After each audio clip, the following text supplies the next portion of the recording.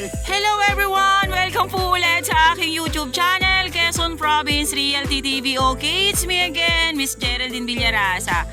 Andito pa rin po ako sa bayan po ng Tagkawayan, Quezon. Meron pa rin po akong iba-vlog na isang property. Siya naman po ay 4 hectare. Then, along Barangay Road.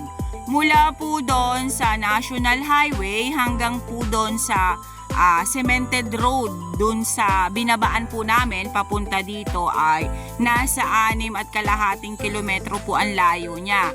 Then bumaba nga po kami dun sa cemented road na yon, pumasok po kami dito, papunta po dito sa area na to. Nasa 1 kilometro naman po ang layo niya. Yan pong natututukan na yan ng aking camera. Yan po yung barangay road na paloob po talaga dito sa lugar na to. Ma'am, hanggang sa ano nga po ang lusot nito? Yung pong property ay ito pong kalsadang to, lusot po siya papuntang Busigon. Barangay Busigon po yun, ma'am? Okay po. Manggagaling ka ng Kasispalan to Busigon. Okay po, manggagaling po ng Kasispalan to Busigon. Yan pong naka-propose na yan. No. Yan pong barangay road na yan. Kaya po yan ay, pag nabili po ang property na to, bubuhayin po yan ni sir ang kalsadang ito na papasok dito. Okay, tara po at papasukin po natin yung 4 hectare na ibibida ko ngayon sa iyo ngayong araw. Yan pong natututukan na yan ng aking camera. Doon po magmumula ang frontage ng 4 hectare. Then sabi po ni ma'am, nasa more or less po ay 150 frontage niya dito sa Barangay Road. Tara po. Dito pa lang po sa bungad, ayan makikita nyo na po, napakarami po niyang mahogany. Ayan po siya.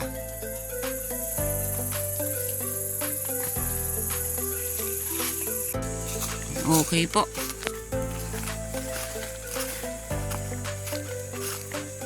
Yan, napakarami pong mahogany dito sa loob ng area. Medyo lang po talaga sinsin ang pagkakatanim niya. Kaya hindi po siya hindi po lumalaki ng mabilis. Pero marami na rin naman po siyang malalaki. Ayan po siya. Ganyog na po ang kanyang puno. Ayan, flatland po itong dinadaanan namin. Ayan po siya.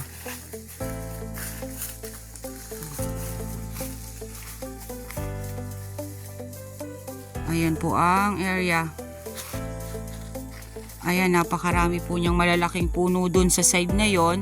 Then ito pong side na to ay nag-slow po ng konti.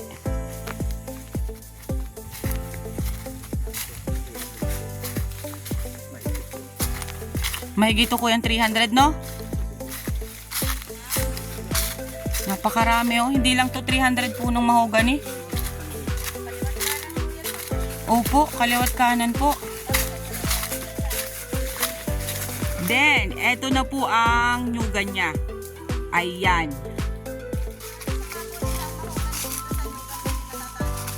Opo. Tama lang po yun. Yan, may mga bamboo po dito sa side na to. Ibintayang po, mahogany.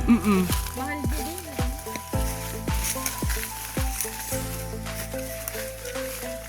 Ayan, ito pong side na to, ayan. Medyo po siya dyan tumalibis. Yan, pababa po dito sa kinatatayuan ko.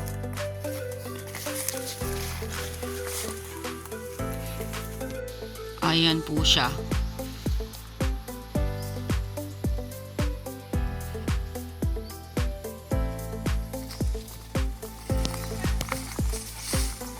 Estimate po namin ang mahogany ay nasa 600 ka puno. Ano po?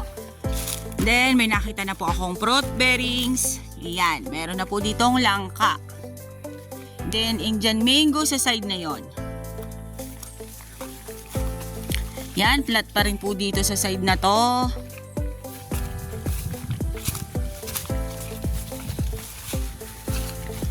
Ang kagandahan po kasi nitong property na to, marami na pong nakabili dun sa unahan.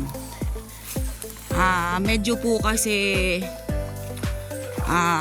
mura-mura pa dito sa lugar na to, kahit po siya ay may nakalagay na barangay road. Halos 30 hectare na po ang nabibili dito sa katabi niya.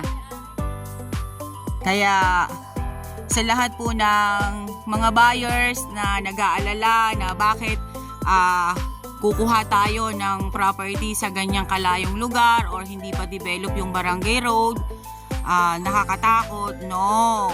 Kasi po pagdating ng araw, mas mahal po ang magiging value niya. Kasi nga po, ayan nga po, may nag-invest na po ditong 30 hectares sa katabi ng property. Okay po, ang 4 hectare po ay may kasamang fish pond. Ayan po siya. Ayan. Hindi po siya naiigahan ng tubig kahit po tag-init dito sa area. Okay, pasensya na po. Pero po itong fish pond na to kasama to sa 4 hectare. Okay po. Yan, dyan po sa side na yan, medyo po talaga po siya tumalibis dyan. Then marami pa rin po siyang mga mahogany na nakatanim sa mga pagitan ng nyug niya. Yun nga lang po talagang, kung iisipin ninyo yung kalsada, magkakaroon po kayo ng pag-aalinlangan. Pero kung iisipin naman po ninyo yung future, ay napakaganda pong investment ng property na to. Kasi darating ang araw, ang kalsada po ay nadidevelop. Ang property po ay nagmamahal. Kaya habang mura pa po ang isang property, grab ninyo na po siya. Ayan, napakarami po niyang nyog. May Indian mango again. Then ayan po, may batino sa side na to. Ayan, slope po talaga dito sa side na yan, no? May mga mahogany pa rin po at batino. Okay po, may sapa po sa loob ng property. Malawak ang 4 na hektarya. Ayan po, dito po ay nagtalibis pa rin ng konti. Ayan, may Indian mango again. Then ito po yung sapa. Ayan po, may lansones po dito sa side na to. Then ayan lang ka. At saka po meron pong Nara tree dito sa side na to. Ayan, talibis pa rin po itong part na to.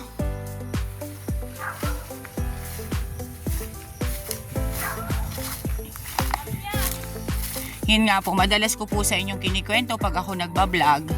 Mas maganda po yung property na medyo talibis.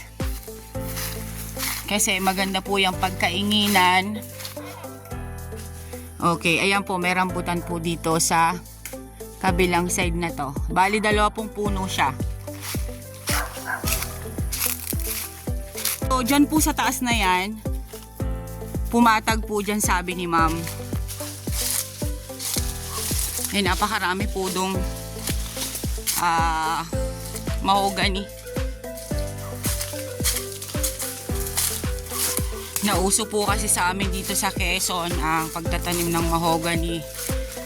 Kaya yung ibang mga may-ari ng lupa, yun ang ipinatanim sa mga properties nila.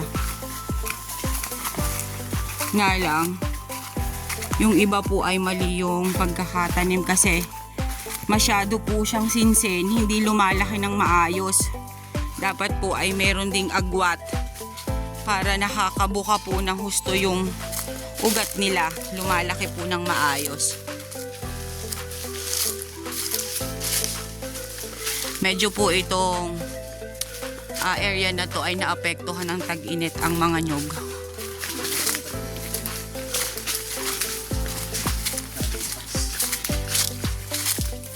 Pero pag ito po ay bumalik ulit sa dati, kasagaran pa po yung taas ng mga nyug niya eh.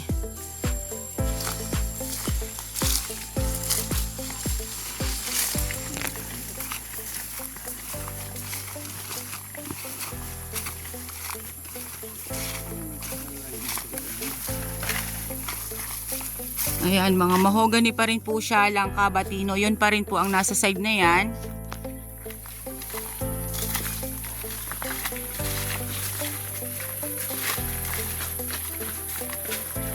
Then, ayan po. Dito naman po sa side na to, medyo bumaba naman po siya. At pumantayin po dyan sa side na yan, sa ibabaw. Ito, pantay naman na po dito sa dinadaanan namin. Napakarami rin po niyang mga bagong tanim na nyog.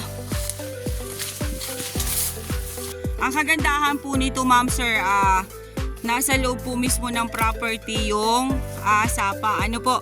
Then ayan, makikita po ninyo napakarami po niyang nyog at mahogany. Tatanggalin na lang po natin yung mga mahogany na yan sa makakakuha po nito. At tanggalin na lang po natin yung mga maliliit na yan. Pwede po natin siyang ikat para po yung nyog ay makapamunga siya ng maayos. Lumaki po ng maayos. Kasi medyo po talaga siya naapektuhan ng tag-init nung nakaraan. Yung mga nyog ngayon, ayan. Pero malalaki naman po yung kanyang mga buo. Yan. Ito pong side na to. Yan pong may mangga na yan. Papaganon pa po siya. Ayan, napakarami po niyang nyog. Okay guys, sabihin nyo na po ang property namin. Dito po ito sa Tagkawayan, Quezon. Mula po sa National Highway hanggang dun po sa Cemented Road ay 6.5 kilometers. Then yung papunta naman po dito sa Barangay Road na papasok, 1 kilometers po ang layo niya hanggang dito po sa property mismo. Then ang property po ay gilid po mismo ng Barangay Road. Ang frontage po niya ay more or less po ito ay nasa 150 meters frontage. Then napakarami po niyang nyog, napakarami po niyang fruit bearings. Ang kanya pong mahogany ay siksik po talaga. Then, yung about po sa title, mamaya ko na po ilalagay sa details kasi hindi pa po ni ma'am naipasa yung title niya. Then, yun din pong about sa price, doon na rin lang po sa details ko ilalagay. Ano po, para po sigurado po tayo sa informasyon. Okay po, yun pa rin po yung kinikwento ko sa inyo kanina na wag po kayong matakot na itong property na to ay nandito sa medyo hindi pa talaga develop yung kalsada. Wag po kayong magkaroon ng doubt doon kasi balang araw po ito ay mag-i-improve. Kumbaga madidevelop po yung barangay road na yon, then mamahal po ang lupa dito. Kasi yung kinikwento ko pa rin po kanina na may nag-invest po dito ng nasa 30 hectare dito din lang po sa kalapit ng property. Okay, once again po ako po ulit ang inyong site locator, si Miss Geraldine Villarasa. Muli po akong maglalambing. Paki-like and share po ng aking mga vlog and pa-subscribe na rin po ng aking YouTube channel, Quezon Province Realty TV. Okay po, thank you for watching.